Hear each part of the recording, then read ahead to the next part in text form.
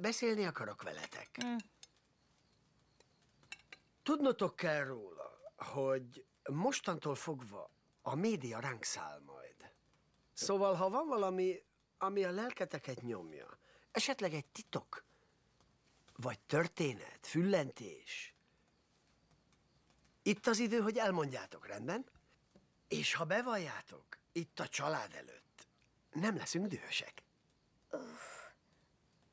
A suliban a számra vettem az úr nevét.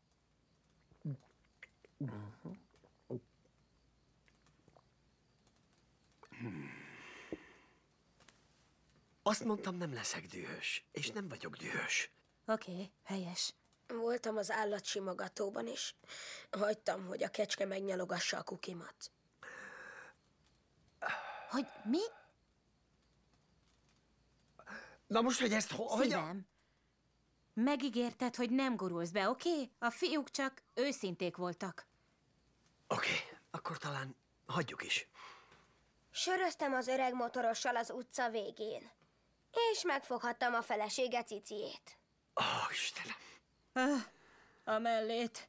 A plázában mindig elbújok a lépcsőházban, és befotózok a nénik szoknyája alá. Egy egész albumnyi nuni képen van az ágy alatt. Szent János bogarat dugtam a seggembe, Miért? hogy világítson a pukim. Istenem.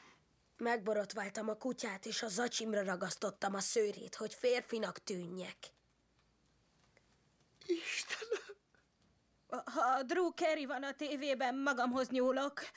Egek, oké, ennyi volt, elég. Ken Brady üdvözli Marty Huggins-t. Hadd köszönjem meg, hogy eljöttek ide. Az ilyen események remek lehetőséget adnak, hogy megmutassuk Washingtonnak, mi nem szíveljük a sárdobálást, ami ketté szakítja az